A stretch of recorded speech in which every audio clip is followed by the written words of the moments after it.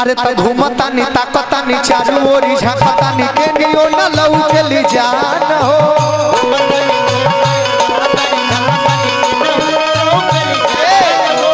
जियल मुश्किल बाबे मुश्किल में दिल बाबे ईद के भइल बारी चान हो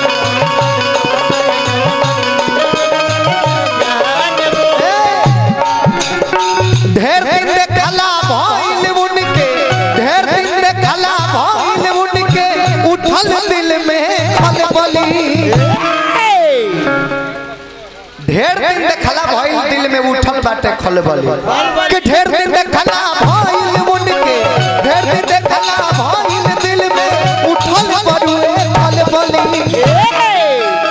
तितली तितली तितली अब तला दकने बसनम के गली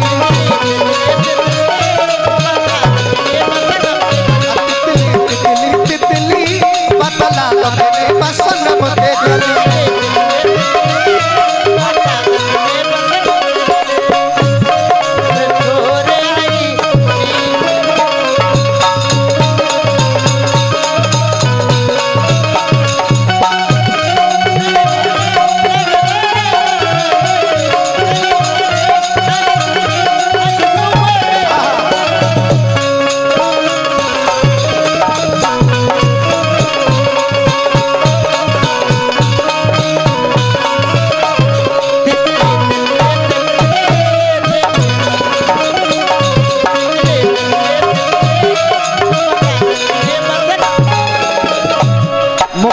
सुशील हो जा हमरा के 100 रुपया पुरस्कार दिहने आई पूजा पाठ के दुकान से हमरा पुरस्कार मिलल बा आशीर्वाद का प्रतीक्षा पद पद पूजा सामग्री ना हां चला दिए ना हूं भगवान बड़ा बड़वा के बना के रखस के तारा लोग के पैसा दिहल 100 गो के ठनगन कइले बड़ लोग कहां बाकी तो रख ले हमार टीम हमरा से कहला सा लोग किए बेहासी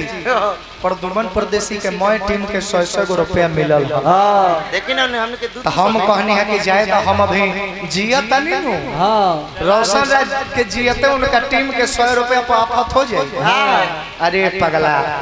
कह सत तोनी के मय 3 कठवा जमीनवे लिख दी बेच के खात रहे लइका कहता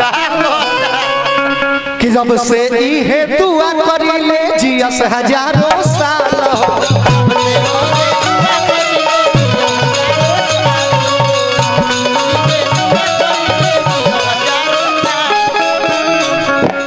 अखिया लोराता चले न पाता भइल बबूढ़ा हाल हो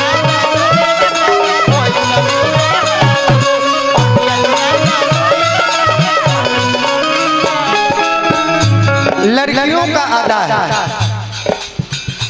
दूर होने का कोई बहाना चाहिए तुम खाओ या ना खाओ इन सबको खाना चाहिए चाहे लाख मोहब्बत कर लो इन बेवफाओं का रस्म है हर हफ्ते एक नया बॉयफ्रेंड आना चाहिए यो शायरवा केहू के लिखल ना हम हर हद तक कोशिश करिले कि अपन कुछ नया लिख लगाए क्योंकि दूसरे के बनाए हुए रास्ते पे चलकर आज तक कोई ऐतिहासिक पुरुष नहीं बना दूसरों के लगाए हुए लिख पर चल के आज तक कोई ऐतिहासिक पुरुष नहीं बना है बल्कि इतिहास के पन्नों में उन्हीं शख्स का नाम दर्ज होता है जो अपने बनाए हुए रास्ते पे चलते हैं। आई देखिए पूरा टीम के पुरस्कार मिल रहा बा बाकी हल्का मिलता है बड़ी हल्का मिलता है देखा पुरस्कारे होला एकर मतलब ये है ना तो एकर अब तू क्षुद्रपन कर लो ना भैया जो है जितना दिया ख्वाजा ने मुझको उतनी मेरी औकात नहीं ये तो करिश्मा मेरे ऑडियंस का है वरना मुझ में कोई बात नहीं हम क्या करते हैं हमारा से निमन गावे वाला लोग एक से एक बड़ जानकार शास्त्रीय संगीत के घूमल चलता लोग कनियो प्लेटफॉर्म नहीं के मिलत के जे अपन कला पेश कर सको लो लेकिन माई के दुए नु हरवा सबके आशीर्वाद नु हो क्या जो हमने के जहां जाता नहीं जब भीड़ लगता सही बात हमनियों के गाड़ी तर भीड़ लगता सेल्फी खातिर गलती नहीं किनो कहो ना ना ना तो ये आप सब ने ही ये लेवल बनाया है वरना हमरा ऐसा लड़का के पूछा था बिल्कुल दुआ करी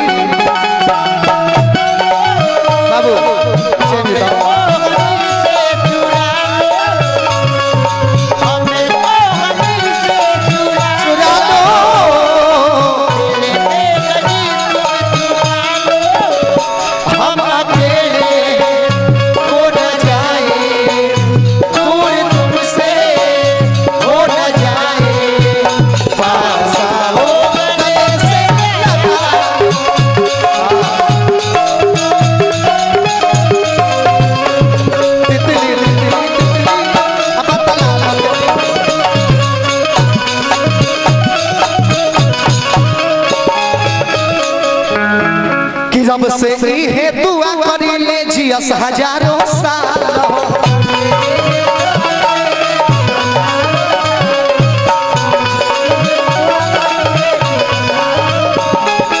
अखिया लोराता चले न पाता भइल बा बूढ़ा हाल हो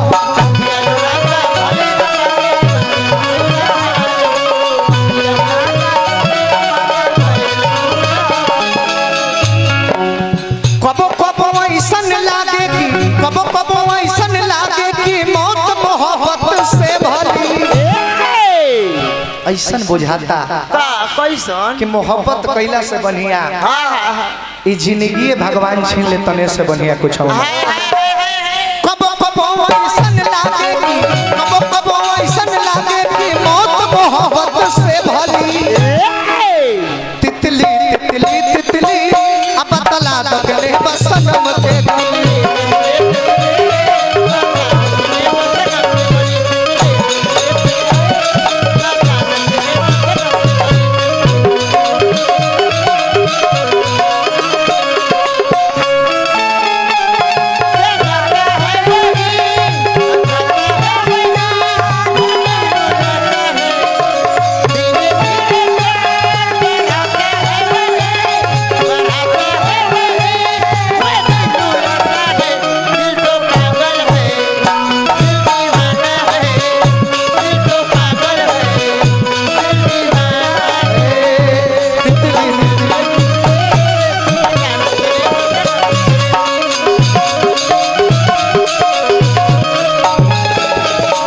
मोर से आनंद भैया हमके बहुत सारा रुपया 51 रुपया पुरस्कार दिहने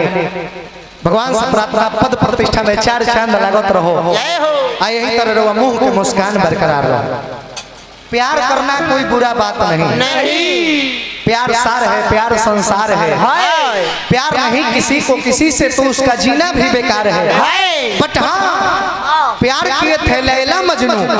हीर रंझा जो कि आज भी प्रमाण है आजकल के प्रेमियों से तो प्रेम भी बदनाम है एगो गायक कितना बढ़िया गीत गौले रहो सुबह से लेकर शाम तक शाम से लेकर रात तक रात से लेकर सुबह तक फिर सुबह से शाम तक मुझे प्यार करो मुझे प्यार करो कितना बढ़िया गाना बकरी के करा खातिर बा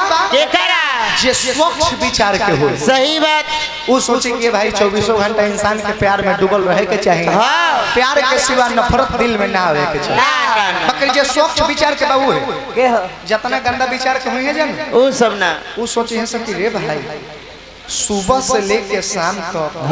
शाम से रात तक रात से सुबह तक फिर सुबह से शाम तक ये 24 घंटा प्यारे करी है सब तो पर पैखाना कब जाए खाना पीना तो को अच्छा चीज भी अच्छों के लिए अच्छा होता है बुरे के लिए अच्छा चीज भी बुरा ही होता है जैसे प्रदुमन परदेसी जी बारे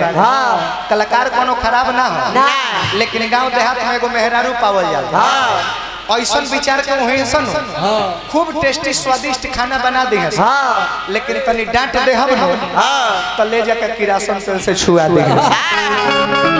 उन्नी मनो खाना ताहना फोकराइन बसाई लगी